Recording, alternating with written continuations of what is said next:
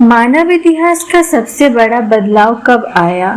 जब इंसान ने शिकार और संग्रहण की जिंदगी छोड़कर खेती करना सीखा। जब उसने पालतू जानवरों के साथ स्थायी बस्तियां बसाई और पत्थर के औजारों को और भी निखारा। ये था न्यूलिथिक काल, जिसे हम नवपाषाण युग भी कहते हैं। यह वही समय था जब सभ्यता की नींव रखी गई, गांव की शुरुआत हुई और इंसान ने अपने हाथों से भविष्य गढ़ना शुरू किया। आइए इस रोचक यात्रा में चले हजारों साल पीछे और जाने कैसे नवपाषाण युग ने मानव जीवन को हमेशा के लिए बदल दिया।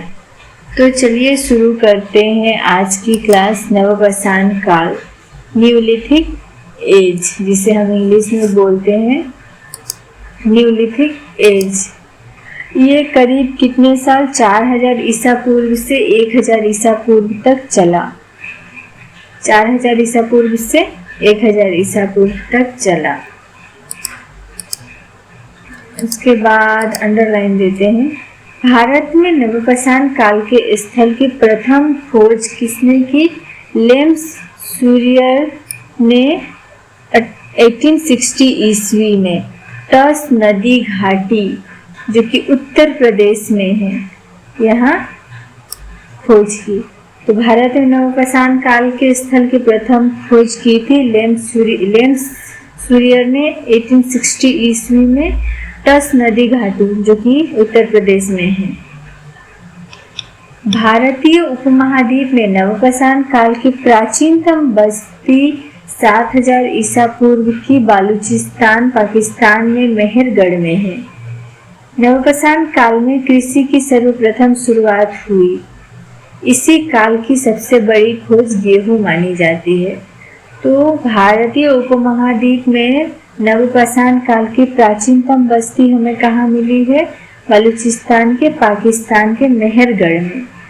ये अखंड भारत के उस टाइम की बात है जब भारत अखंड था, तब के बलूचिस्तान के मेहरगढ़ में मिला है। यहाँ सर्वप्रथम कृषि कार्य यहीं पे शुरू हुआ था और इस काल में सबसे बड़ी खोज है गेहूं की चाष हुई थी यहाँ पे। मेहरगढ़ कहाँ पे है? यहाँ पे मैप में देखते हैं, ये भारत है, ये पाकिस्तान, और ये मेहरगढ़ जो पड़ता है ये है मेहरगढ़, ये है मेहरगढ़ जो कि है बलूचिस्तान में। इसके बाद हम देखते हैं मेहरगढ़ में कृषि के प्राचीनतम साक्ष्य मिले हैं। हमें ये याद रखना पड़ेगा कि कृषि के प्राचीनतम साक्ष्य कहाँ पे मिले हैं? मेहरगढ़ में। बोलन नदी के किनारे स्थित मेहरगढ़ में गेहूं व कपास की खेती होती थी। तो मेहरगढ़ कौन सा नदी के किनारे है? बेलन नदी के किनारे है और यहाँ गेहूं और कपास की खेती होती थी। जैसे कि यहाँ पे पता चला कि गेहूं के साक्ष्य के प्रथम प्रमाण मेहरगढ़ में ही मिले थे। तो मेहरगढ़ में ही गेहूं और कपास की खेती होती है। कपास कैसे पता चला? कपास क्योंकि वहाँ सूती कपड़े के कुछ हिस्से मिले हैं, इससे हम पता चलता है कि वहाँ कपास की खेती होती है। पालतू भैंस का प्राचीनतम साक्ष्य भी मेहरगढ़ से प्राप्त होता है। पालतू भैंस का, क्योंकि वहाँ पे पालतू भैंस की या फिर भैंस की जो हड्डियां है वो बरामद हुई है मेहरगढ़ में। इस काल के उपकरण पालिश किए हुए पत्थर के बने हैं। तो ये हमें पहले से ही पता है कि माइक्रोलिथ जो है वो क्या है? छोटे औजार और पालिश किए हुए पत्थर, जो न्यूलिथिक एज में आते आते और भी सुंदर पोलिशदार बन गए थे।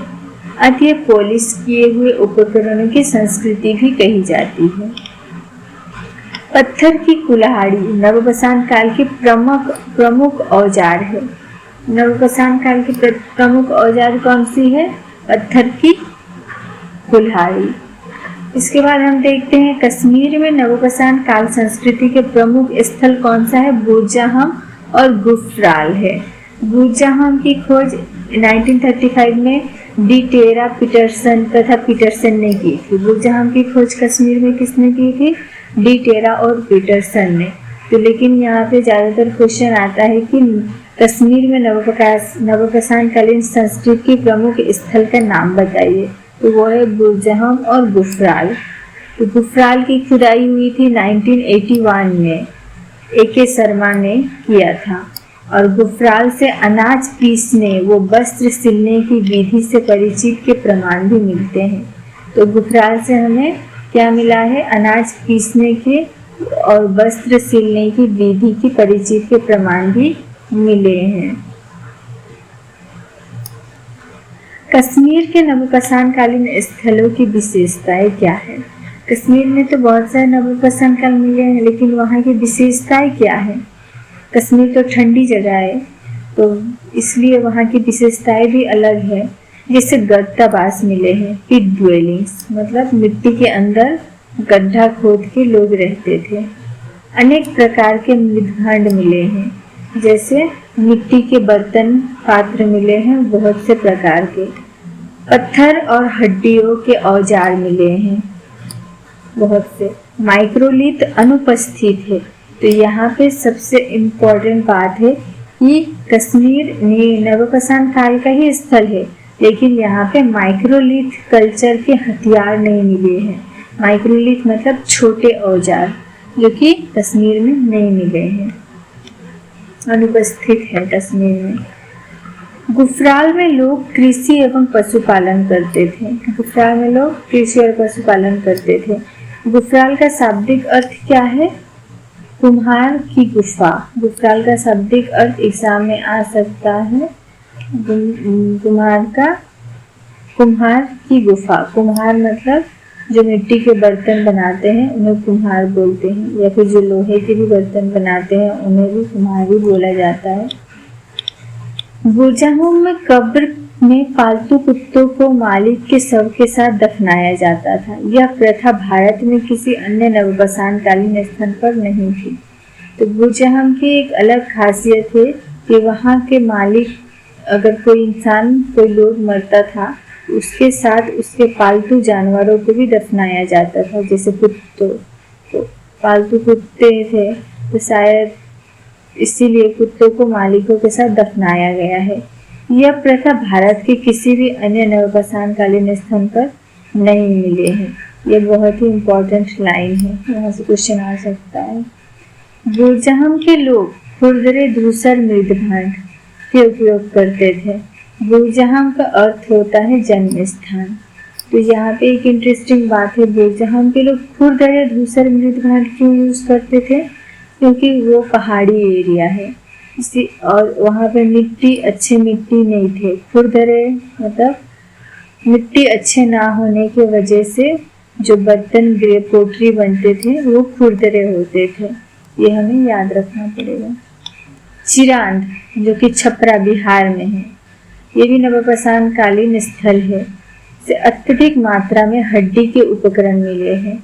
चिरांद से अत्यधिक मात्रा में हड्डी के उपकरण मिले हैं, जो मुख्य रूप से हिरण के सींगों के हैं। जो मुख्य रूप से किसके हैं? हिरण के सींगों के हैं। चिरांद से पत्थर के उपकरण नहीं मिले हैं। चिरांद से पत्थर के उपकरण नहीं मिले हैं। चिरांद से पत्थर के उपकरण नहीं मिले हैं। तो ये बहुत ही इंटरेस्टिंग बात है कि चिरांद से हड्डी के तो उपकरण मिले हैं जो हिरण के सींगों के हैं, लेकिन पत्थर के उपकरण नहीं मिले हैं। इससे पहले हमने पढ़ा कि नवपाषाण काल में वो माइक्रोलिथिक वाले जो हथियार है वो कश्मीर से नहीं मिले हैं। चिरांद गंगा, सोन, गंडक और घाघरा नदी के संगम पर स्थित है। चिरांद किस नदी के संगम पर स्थित है? ये यूपीएससी के पॉइंट ऑफ व्यू से बहुत ही इम्पोर्टेंट है। गंगा, सोन, गंडक और घाघरा नदी के संगम पर स्थित है। कोल्डी हवा, महागढ़ा तथा पंचो, ये सभी इलाहाबाद में है, वर्तमान में प्रयागराज। अन्य महत्वपूर्ण नवपाषाण कालीन स्थल है, ये सारे उत्तर प्रदेश में है। कोल्डी हवा, जहाँ से चावल के प्रथम साक्ष्य मिले हैं। महागढ़ा, पंचो, अन्य महत्वपूर्ण स्थान नवपाषाण कालीन स्थल है। कोल्डी हवा से नवपाषाण काल के साथ ताम्र तथा लौहकालीन संस्कृति के अवशेष भी मिलते हैं। तो कोल्डी हवा एक ऐसा नवपाषाण कालीन स्थान है जहाँ से ताम्र तथा लौहकालीन संस्कृति के अवशेष भी मिले हैं। तो इससे हमें क्या समझ में आता है कि कोल्डी हवा में हमें नवपाषाण कालीन स्थल और लौहकालीन संस्कृति, ताम्रकालीन संस्कृति के भी प्रमाण मिलते हैं। कोल्डी हवा बेलन घाटी में स्थित है, जो एकमात्र ऐसा नवपाषाण कालीन स्थल है जहां से 6000 ईसा पूर्व में चावल या धान का प्राचीनतम साक्ष्य प्राप्त हुआ। ये मैंने पहले ही आपको बोला कि कोल्डी हवा से एकमात्र ऐसा नवपाषाण कालीन स्थल है जहां से 6000 ईसा पूर्व में चावल की प्राचीनतम साक्ष्य प्राप्त हुआ है। गेहूं का प्राचीनतम साक्ष्य प्राप्त हुआ है मेहरगढ़ से, और चावल का प्राचीनतम साक्ष्य प्राप्त हुआ है कोल्डी हवा से। बेलन घाटी के कोल्डी हवा, चौपानी मंडो और महागढ़ा नामक स्थानों से अन्न संग्रह चरण के अन्न उत्पादन चरण में संक्रमण के संकेत मिलते हैं। तो बेलन कोल्डी हवा, चौपानी मंडो और महागढ़ा, ये 3 जो स्थान है, यहाँ से अन्न संग्रह करके लोग खाते थे, लेकिन यहीं से पता चलता है कि अन्न संग्रह करते करते वो लोग अन्न उत्पादन के चरण में भी, मतलब चरण में भी संक्रमण के संकेत, अन्न उत्पादन भी करने लगे थे। मतलब पहले तो वो अन्न संग्रह करते थे शिकार करके, कुछ करके ऐसे, तो इसके बाद वो अन्न उत्पादन करने लगे। यह हमें संकेत मिलता है कोल्डी हवा, चौपानी मंडो और महागढ़ा से। अभी हम देखेंगे दक्षिण भारत के महत्वपूर्ण नवपाषाण कालीन स्थल। तो ये मैप है, यहाँ पे हम दक्षिण भारत के जो प्रमुख नवपाषाण कालीन स्थल है वो सब देखते हैं।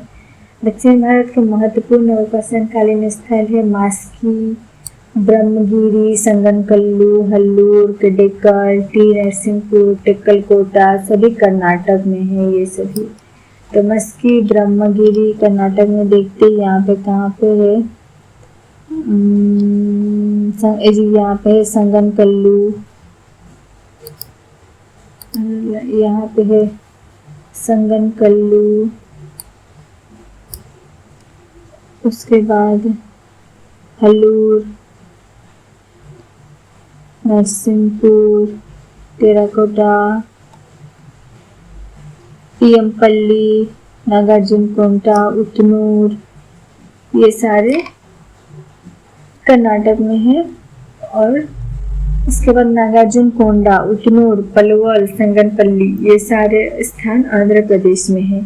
और पेयमपल्ली जो है ये तमिलनाडु में है।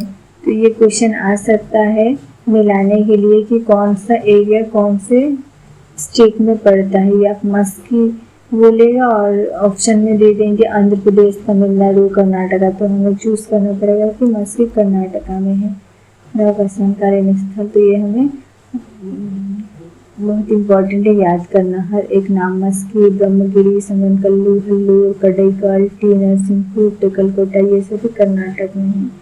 और नागार्जुनकोंडा, उतनूर, पलवल, संगनपल्ली, ये सभी आंध्र प्रदेश में है। और पेयमपल्ली जो है वो तमिलनाडु में है। दक्षिण भारत में सर्वप्रथम नवपाषाण कालीन साक्ष्य कहाँ पे मिले हैं? संगनकल्लू और नागार्जुनकोंडा में मिले हैं। संगनकल्लू और नागार्जुनकोंडा, ये रहा संगनकल्लू और नागार्जुनकोंडा, अभी हमने दिखाया, ये रहा नागार्जुनकोंडा, ये है संगनकल्लू और ये है नागार्जुनकोंडा। तो ये सर्वप्रथम नवपाषाण कालीन साक्ष्य दक्षिण भारत के। दक्षिण भारत में नवपाषाण काल का मुख्य स्थान बेल्लारी कर्नाटका है। दक्षिण भारत के नवपाषाण काल का मुख्य स्थान कौन सा है? बेल्लारी कर्नाटका। दक्षिण भारत के नवपाषाण काल के स्थलों पर विशेषतः कर्नाटक के पिकली हाल में भस्म टीले पाए गए हैं। कर्नाटक के पिकली हाल में क्या मिला है? भस्म टीले पाए गए हैं। भस्म टीले मतलब जहाँ पे बहुत से गाय भैंस ऐसे रखते थे और उनके जो गोबर थे, मवेशियों के जो गोबर थे, वो किसी जगह जमा करते थे और जमा करने के बाद जब वो सूख जाते थे तो उसमें आग लगा देते थे। तो ऐसे आग ऐसे पाए गए हैं कर्नाटक के पिकली हाल में। इससे पता चलता है कि वहाँ उस बस्ती में बहुत से मवेशी वो पालते थे। मवेशी रखने वालों की बस्ती के अवशेष हैं। जानवरों को एक बाड़े में रखा जाता था और उनका जो गोबर इकट्ठा होता था उससे आग लगा दी जाती थी, जो राख का ढेर स्मोक में परिवर्तित हो जाता था। मृद भांड सर्वप्रथम नवपाषाण काल में बनने लगे, क्योंकि इसी काल में सर्वप्रथम खेती की शुरुआत हुई तथा लोगों को अन्न संग्रह हेतु बर्तनों की आवश्यकता पड़ी। इससे पहले तो लोग शिकार करते थे, लेकिन नवपाषाण काल में ही सर्वप्रथम खेती करना शुरू हुआ। तो खेती करने के बाद जो अनाज आते थे उसे रखने के लिए, संग्रह करके रखने के लिए बर्तनों की जरूरत पड़ी। तो इसलिए वो मिट्टी के बर्तन बनाना शुरू किए। तो इससे हमें पता चलता है कि सर्वप्रथम नवपाषाण काल में ही अन्न संग्रह हेतु बर्तनों की आवश्यकता पड़ी। कुंभकारी सर्वप्रथम इसी काल में दिखाई देती है। कुंभकारी मतलब जो मिट्टी के बर्तन बनाते हैं उन्हें कुंभकार बोलते हैं। वो सर्वप्रथम इसी काल में दिखाई पड़ता है। आरंभ में हाथ के बनाए मृद भांड मिलते थे। बाद में बर्तन बनाने के लिए कुम्हार का चाक का प्रयोग करने लगे। आरंभ मतलब शुरुआत में तो हाथ से बने मृद भांड ही थे, बाद में चाक का निर्माण हुआ और चाक से बनने लगे। इन बर्तनों में पॉलिशदार काला मृद भांड, धूसर मृद भांड और मंद वर्ण मृद भांड शामिल है। ये सारे नाम के इंग्लिश मीनिंग भी पढ़ना जरूरी है, तो आप पढ़ लीजिएगा ढूंढ के। नवपाषाण कालीन औजार भी मिले हैं कुछ, जैसे सेल्ट, कुल्हाड़ी, वसूले और छेनी। ये नवपाषाण कालीन काल के बहुत ज़्यादा यूज होने वाले हथियार हैं। कौन कौन से? सेल्ट, कुल्हाड़ी, वसूले और छेनी, ये सारे। नवपाषाण कालीन लोगों की मुख्य उपलब्धियां क्या थी? मतलब वो लोग किस में एक्सपर्ट थे सबसे ज़्यादा? तो कृषि की एक्सपर्ट मतलब नवपाषाण कालीन के लोग क्या क्या इंटरेस्टिंग चीज़ किए हैं? तो उन्होंने सबसे पहले कृषि की शुरुआत की, ये हम सभी जानते हैं।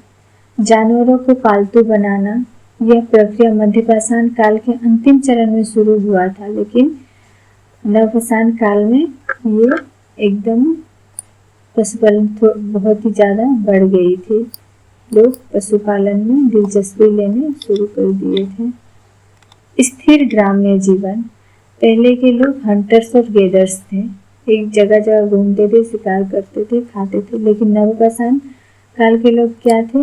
वो ग्राम्य जीवन, एक जगह रह के एग्रीकल्चर करने लगे। नवपाषाण काल के लोग रागी और कुल्थी उगाते थे। नवपाषाण काल के लोग क्या क्या उगाते थे? रागी और कुल्थी। हमें ये पता चलता है नवपाषाण काल के लोग मेहरगढ़ में गेहूं और कपास उगाते थे, कोल्डी हवा में चावल उगाते थे और कुछ रागी और कुल्थी भी उगाते थे। नवपाषाण काल में नाव का निर्माण शुरू हुआ था। ये बहुत इंपॉर्टेंट क्वेश्चन है, कौन से काल में नाव का निर्माण शुरू हुआ? तो नवपाषाण काल में ही नाव का निर्माण शुरू हुआ। नवपाषाण काल के लोग पूर्णतः पत्थर से बने औजारों पर निर्भर करते थे। उनके निवास स्थान पहाड़ियों के आसपास ही होते थे। तो नवपाषाण काल के लोग जो छोटे छोटे औजार, नुकीले पोलिशदार औजार यूज करते थे, तो इसके लिए वो कहाँ पे बस्ती बसाए थे? ज़्यादातर बस्तियाँ वो पहाड़ियों के आसपास थे, ताकि वो उन्हें पत्थर मिल सके हथियार बनाने के लिए। असम मेघालय के गारो पहाड़ियों से भी नवपाषाण काल के उपकरण मिले हैं। असम और मेघालय की गारो पहाड़ियों से भी नवपाषाण काल के उपकरण मिले हैं। इसके बाद अदिचन्नलूर में एक ऐसी बहुत सी कब्रें मिले हैं जिनमें शवों की हड्डियां पात्र में रखकर दबाई गई है। तो आदिचन्नलूर ये साउथ इंडिया का एक जगह है। यहाँ ऐसे कब्र मिले हैं जहाँ के लोगों को मतलब मौत के बाद दाह संस्कार के बाद उनके हड्डियों को एक पात्र कलसी जैसे कुछ पात्र में भरकर मिट्टी के अंदर दबाई गई है। ये मिला है अभी चैनल। तो उम्मीद है आप लोगों को न्यूलिथिक पीरियड अच्छे से समझ में आ गई होगी। अगर ना समझ में आए तो वीडियो को बार बार देखें और अच्छे से पढ़ें और रिवीजन करते रहें। उम्मीद है आपको समझ आ गई होगी। आज के लिए इतना ही। Bye bye.